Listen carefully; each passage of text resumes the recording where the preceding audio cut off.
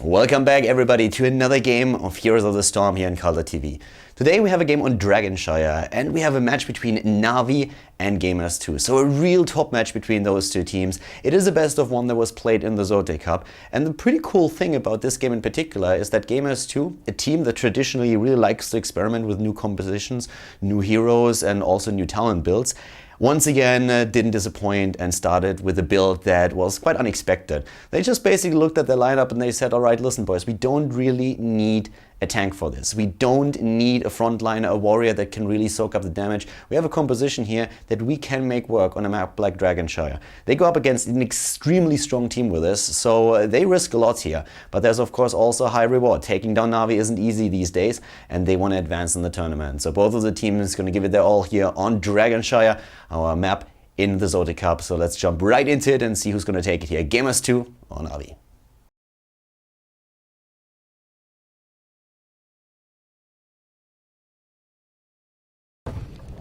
Welcome everybody to some crazy Heroes of the Storm action at the ZOTAC Cup. This is going to be a super fun game that we're going to see here. We have NaVi going up against Gamers2, and this is going to be fun. The comps that we see here are pretty awesome, and once again the Polish team delivered. To the left side of the map we're having Breeze on ETC for NaVi, Shwimpy on Tyrande, Celium is playing on Vala, Rhaegar in this case played by Splendor, and Eternal on Jaina. Pretty cool comp, very solid, exactly what you would expect. Damage, a bit of burst, it's really nice. And on the right side of the map, this is where it gets crazy. We have 80 Ardi on Zagara, Shaihu on Tassadar, Leo from Korea Malfurion, Yova on Sylvanas, and Nika on Sergeant Hammer.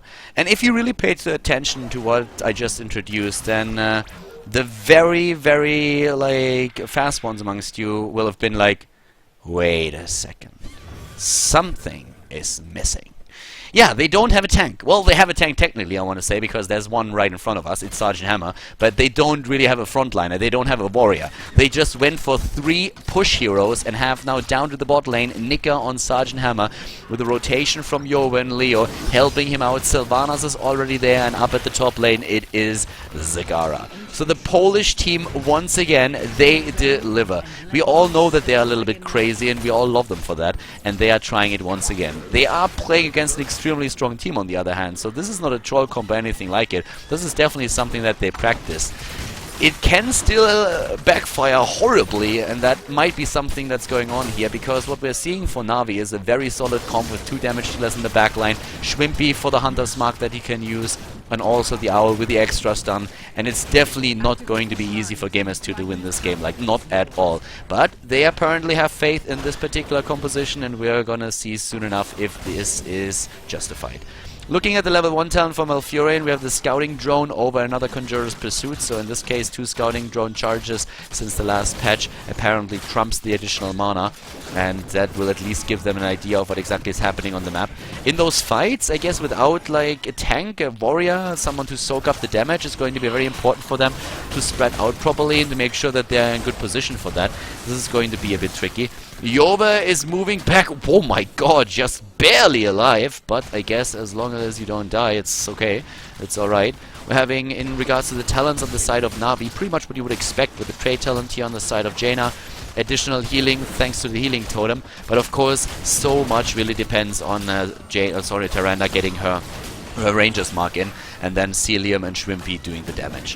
Far side will help with the positioning. Up to the top lane, 80 Ardi already soaked down the 2 towers. There's no ammunition left. Breeze really getting aggressive there, but that Hydra is just so damn annoying. Breeze is not going to have a fun time against Zagara, I can already tell you that much. At some point somebody will have to help him out a bit and relieve him. Down to the down to the bottom lane right now. We have Celium, Shwimpy and Eternal currently in position, trying to do their thing. And let's see how exactly they are able to throw this back. So far the bot lane actually not really taking any damage for NaVi, and that's really what they were afraid of, since Sylvanas and Sergeant Hammer on one of the lanes is pretty nasty. Up to, well, Celium in this case is really starting to push that back with a multi-shot build that he uses, and that's of course one of the reasons why he goes for that. We've seen several Valas playing different builds, but in this case it is Arsenal on level 4 that really helps them to keep those back. And here comes that stun against Nika, the burn! burst and the owl to finish the job. Leo wasn't there, so blame it on the healer. We usually always do, don't we? I mean, everybody who played a MOBA, it's always when you die, it's not your fault. It's always the healer's fault because he wasn't there in time and didn't really help you. And he didn't heal you fast enough. I mean, he should have seen it coming, right? And in this case, Leo wasn't even there, which makes matters even worse. But that's of course the problem that you run into when you're playing with the Sergeant Hammer against this Tyrannus comp now. That stun can really hit you hard, and if that Hunter's Mark comes in time for the rest of the abilities to do the damage, then you are always in a bit of trouble. So right now that's what we're waiting for here, to see that executed again. Shaiku in the mid lane has also a problem, and the rotation here is not leaving him a chance in the world unless there is a heal, which is once again too late. Leo with that rotation wasn't able to keep Tassadar alive. 2 kills against 0. And Yova jumping back with the Haunting Wave. They have the hammer back to business at the bottom lane, trying to secure that tower. I don't think they will be able to do that anytime soon, but as long as Zagara is dominating the lane up at the top, they're going to be fine. I mean, Zagara takes down now the second tower, is about to, and with that there will be even more experience tickling in for the team. Ooh, second wave nearly hitting as well, and that second wave of course hurts a lot more than the first one. Follow through on Sylvanas, giving her the extra damage. We're having the static charge taken on Tassadar. For Malfurion, it's all about the heal with Enduring Growth and of course the protective shield on level 4. Besides that, it's only the healing on the side of Nika. I don't think that there's really any surprise in terms of the builds. Oftentimes you see Resistant taking over Advanced Artillery on Sergeant Hammer. In this case, not happening. We're having an attempt by Yobe to catch at least the top lane, or in the middle here. The Dragon Knight doesn't get it. Splendor actually eating a lot of the shots right now with the Withering Fire. If you are on full stacks on Yobe, you can do a lot of damage with that. And they don't get it, because at the bot lane, Eternal was moving in again. But you can really tell that so far, at least, the Polish team was able to do a decent job here. Here comes the Blizzard. Nice positioning once again, just saving himself. Leo's, of course, trying to use the Entangling Roots over here. Misses those by just a few seconds, though, yeah. One step closer, and I guess he would have been able to maybe lock down Jaina here, and that would have been amazing for them. The top lane is still pressured though, and yeah, AD already is doing his thing. The creep spread, not really all too fancy just yet. This is no Jadon creep spread that we see here up at the top, but at least it works to help him out and push that lane in. In the middle of the map, we're having Yobe and Shaiku starting to do their thing and trying to control the mid lane here. They also destroyed the 2 towers over here, by the way. So I really like the way that they are playing this at this point. The Polish team without a tank is doing really well. Of course, the late game, or the mid game, I want to say, is something where they have to be worried about falling behind a bit. But we've seen compositions like that. Team Arthurs has played a pretty interesting comp just recently, where they didn't even play a single healer. They only used Tyrande as a support, but didn't have a dedicated healer in the team to help them out with the heals. That was pretty amazing to watch as well. The level 10s are coming in for both of them, and that means Wailing Arrow together with Maw. It's a pretty cool setup actually. If you manage to get 3-4 heroes with a Maw, then a Wailing Arrow at the same position can do wonders. In this case, again, Nika the target, and he is the hero in this game that has to be the most careful, because every single time that he appears on the map, we are having Navi in a position where they're trying to lock him down. Oh, Celium talking about lockdowns! Leo with his Entangling Roots there doing great work. The problem, of course, now that if that temple is taken, or that shrine, it means that we could see Yobe with a grab on the Dragon Knight, and Splendor knows that. He's starting to move in. He will get all of the shots in, and there they are. Yeah, he needs to be super careful here. The wave also delivering damage down to the bot lane. Nika is holding the line. We have Celium and Splendor, both of them very alone, especially as Shaiku is now moving in as well. They need to be super careful, but it's already too late. There's the Dragon Knight, and Splendor looked for a second like he's going to get a kick in the ass there, but the Dragon Knight moved back again. So far they are starting to lead in experience. They are still down in kills. They didn't kill a single hero yet, but I mean, they don't mind too much as long as they take down the structures, I suppose. We have Starfall, Strafe, Ancestral Healing, Water Elemental, and also Stage Dive on the side of them. This is going to be very tricky now in the mid game. I think in the early game, a tank is oftentimes more a bit of a liability depending on who exactly you have in your team. They usually hold on this map in particular the top lanes, go up against each other there. But then later on in the match, you need a disruptive force at the front line to really put your opponent in a bad spot.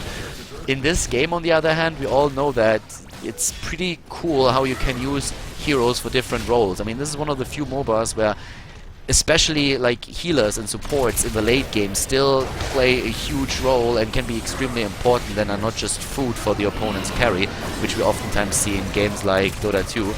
Right now we're having Leo together with the rest of the team starting to move back. Tranquility had to be used to counter Strafe. Nice! A Wailing Arrow, by the way, really good one, but they lose Malfurion regardless, and now that Breeze jumps in, he's trying to deliver the destructive element that I've been talking about, and they are rewarded with a double kill. Eternal gets away on his Jaina, and yeah, that was pretty damn good by NaVi.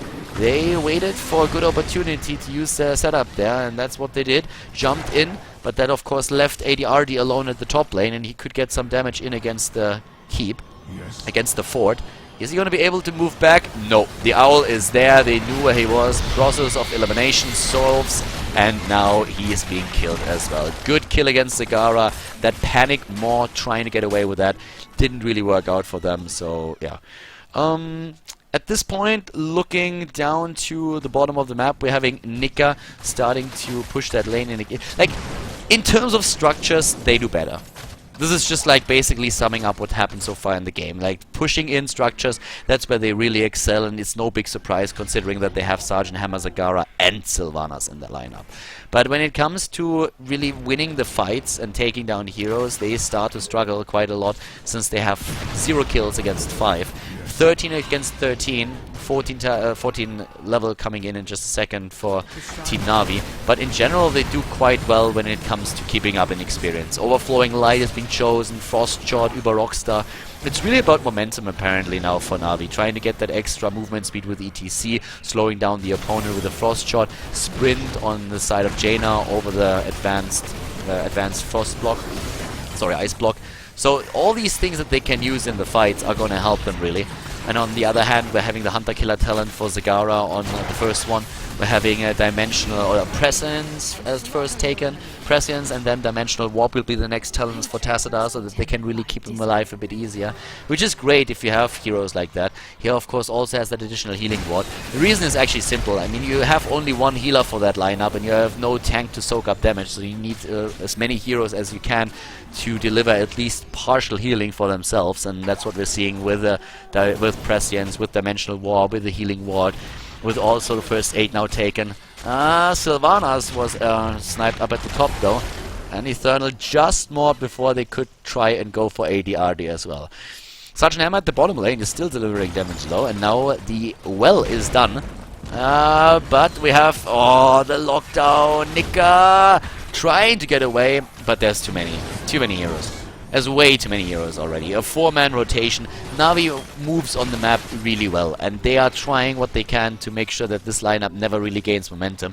The problem, of course, with this is that once you lose a fight, you will lose a lane. That's basically what happens once that those death timers are becoming serious. Because let's just think about that for a second. If you fight with, let's say, level 16 talents against each other, and for some reason we have the Polish team winning one of those battles and eliminated 2 or 3 heroes, then you're up against the most dangerous pushing lineup that there could ever be in this game. And that means that you will lose so many structures, especially if your opponent is also able to pick up a Dragonite at the same time and then moves against you. You will maybe even lose the game. Sergeant Hammer is delivering so much damage. You have Sylvanas to disable buildings, so you have to be really careful that you don't overextend. Because it is really nice what we're currently seeing from NaVi, but at the same time they have to be careful, because we all know how dangerous it is to lose in the late game against your opponent when the death timers are high. And in this case, it just multiplies. We have Imposing Presence taken on ETC, fighting it out against Zagara up at the top lane, both of the shrines belonging to NaVi. And now with one blood for blood, with the Earth Grasp Totem on the side of Rega, Northern Exposure, and also, of course, the Shooting Star. That's what they can go for now. Trying to just, like, claim at least now a bit of an advantage, but of course the 16 talent by now also available for the opponent. And that means Hunter-Killer talent, that means Dimensional Warp, ADRD is there, they're trying to get a kill. Breeze might have to jump out. Nice silence here by Over. Very nice Wailing Arrow that they used. They claim the temple. They have now hardened focus also on Malfurion, which is going to help him with the healing numbers. In jumps Breeze again. Nika is pushing him back for a second, and Breeze, oh, the blood for blood, nearly take him out, and they get the kill before Splendor can help him out. He's trying to put the healing ward in position, but that was already a bit too late. Hovering siege mode, or graduating range taken over hovering siege mode on the side of Nika here. And now they at least took the tank out, so they have some momentum going for them, and they're apparently trying to use it to get a Dragon Knight, with Yova already moving down to the bottom lane and going straight now for the shrine. We're having the top already eliminated, and that's exactly what I've been mentioning earlier. If you run into that situation where you lose out on a fight and you can't really protect the lane, your opponent's just going to take down, just like that, one of the structures super easily. And that fort is already eliminated. So the fort is down, ETC is going to be back in just a bit. But this is still a pretty awesome situation here. We're seeing camps now taken. ADRD is helping out with his own roaches and pushing everything that he has. Of course, Napalm is used from Nika. And they take a camp like the Bruiser camp within seconds, as you could just see. So this is really not a big deal for them. Just moving in, taking that out. Siege Giant camp at the bot lane is now taken too. We're having the rotation. Celium is there. Low Haunting Wave. And they kill against Vala. Oh, do they get more than that? Nah, I don't think so. But yeah, these kills are brilliant. This is exactly what they need. Get kill against kill against kill. Try to get the Dragon Knight. Push in with the entire siege force behind them. And they are aiming for the Dragon Knight right now. And ETC might not arrive at the top fast enough to take that. I don't think he will. Or are they sacrificing Splendor? Woohoo! Last second ancestral healing. No Dragon Knight for them. But of course the heroic ability is down. And they just rotate through the map once more. Even trying to catch ETC. Is Zagara going to be able to stop him with a Maw? No, she doesn't. She has Maw already. But that doesn't help him too much. And NaVi with smart moves on the map. Again, we've been talking about just rotations earlier. And they have now another hero at the bottom lane capturing the shrine. They saw that everybody was moving to the top. So they just said, alright, let's rotate one out. Take the bottom shrine instead. Buy some time so that we can get Vala back into the game. But that also means that these two structures are nearly destroyed. And down here, Schwimpy is caught very much with his pants down. And he might die. And if he dies, it's again that 5 versus 4 situation. Zagara is there. Schwimpy so far still alive. But for how long? That's the question. They're trying to cut his path of retreat off. And Schwimpy dies. Schwimpy goes down, but so does Yova. Oh no, he's alive. What? Yova is alive. He's like Frankenstein. Breeze, on the other hand, he is not looking so peachy. And Celium, he needs to get the hell out of there fast at that. Shaiku with the Archon damage, but the kill against Malfurion and ADRD is not looking too hot either. Yeah, triple kill against one. Eternal hunted down by a Widowmine, nearly dying to that thing, but Nika the dog, and they kill him too. Oh my god. Just like that, NaVi turning it around again. 19, nearly 20 for them now. 11 kills against 3. This was starting to look a bit scary for them, but that Dragon Knight, them denying the Dragon Knight over and over again the entire time, really saved them here. That was pretty cool. That was actually very cool, and now they have Nexus Frenzy on Vala for extra damage, Hardened Shield on ETC, a double Storm Shield, which is nearly going to make them unkillable, and we're having Blink on Jaina for the mobility, who now also takes the Dragon Knight here. And that's the first one that they get. Those are the first structures that they're going to be able to kill, at least when it comes to forts. And this is, of course, this is amazing for them right now. They have so much momentum in this case. The problem, of course, for Gamers2 is going to be the experience to level 20. It's not a whole lot, but it's something that they have to gather at some point so that they can catch up with this. It's probably going to be the Blink on Zagara, Twilight Archon on Tacita. Yeah, Sylvanas could go for the Deafening Arrow or for Blink, has both choices, and Nexus Frenzy on Sergeant Hammer is usually a given. But we could, in this case, also see them maybe instead with the additional Lava Strike talent, so that they can use the, that they can just like poke a little bit with an Napalm Strike. Eternal dropping for a second, but thanks to Blizzard, we now have finally a pause function, at least in custom games, and that of course helps a whole lot to avoid, annoying situations like that. Immediately, Eternal reconnecting, that's already great. So one of the forts taken out, another 30 seconds on the Dragon Knight. An attempt to maybe rotate to the bot lane and take this one too. But here come the talents. Blink, as already mentioned on Zagara. There's the Twilight Archon. Storm Shield, Bolt of the Storm, over Deafening Blast, and Nexus Frenzy in this case for Sergeant Hammer. ETC already with split push experience at the top lane, but Eternal, of course, down here is not going to make... Oh, nice root. Yeah, there we go. trying to catch him out. Shrimpy for a second silence, but they don't really get a kill in or anything. Like, they weren't able to do anything else than that. So NaVi with 11 kills against 3. Level 21 against 20. But they already lost 2 forts against 1. So this game is definitely not over yet. But you could see how fast it can snowball out of control for Gamers2. The Polish team with a super interesting composition here. Risking something. And I really like it. But now that we have the 20 talents for both of the teams, this is going to become a very, very interesting battle. ETC, of course, is looking for that stage dive already. We have him at the top lane, and he's just waiting for an opportunity to jump down there. But so far, we're having all 5 men in one spot for Gamers2. That stun didn't hit anything. ETC at the top, still starting to push in. Every single structure that he can take out right now is going to help them. But he will start to jump soon, at least if Gamers2 pursues that aggression. And it looks like they don't. Shaihu is already moving back, and with now the camps on the map again, they could immediately take that bruiser camp. We've seen how fast they can drop those, but they decide to rotate to the bottom lane instead, as once again NaVi is moving in towards the fort. The problem for them is, of course, that Breeze is doing the same thing at the top lane and really starting to push that back in too. And if they lose a fort there, they might fall 2 levels behind. Stat advantages this late in the game, not as big of a deal anymore as they are at the beginning of the match, but of course it still matters. Like, it still accumulates to something. Right now we have again a pause. Looks like this time the Polish team has some trouble here. Not quite sure what exactly happens there with Leo, but it gives us an opportunity to look at the numbers for a few seconds. That siege damage, so good on especially Jaina, by the way. And then this is of course one of the reasons why this happens is because, well, siege damage is not only what you deal out against structures, it's also what you dish out against those minions, and Jaina with her Blizzard can do a whole lot there. Looking at the damage against heroes though, that is really where we're having a lot done by those 3 on the side of Gamers2. ETC took down the fort at the top lane already, which is exactly what's the important part for them, and he doesn't stop. He just pushes that in even further. They're trying to get the siege giant camp here, and they should be able to get that. Shaihu is there. ETC jumps in. ETC is there. The more isolating one of them. Is that going to be enough? Celium is silenced.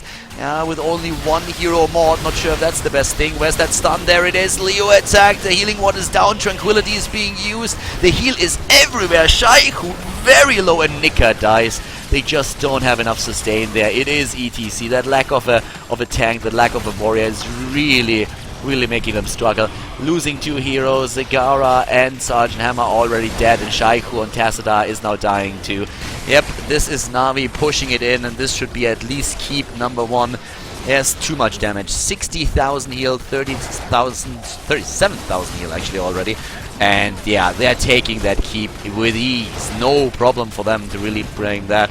And they could also move to the top and try to do the same thing. Oh my god, they even lose Malfurion right now, and that is, of course, the cue for them to go straight for the core and try to end the game. They have another 20 seconds until Sergeant Hammer is going to be back, and only Yoba on Sylvanas is not going to be likely to stop this. Once again, NaVi with a great game here. The Polish team struggling, and they will drop out of the tournament as NaVi advances to the semi-final, taking Dragonshire over Team Gamers2.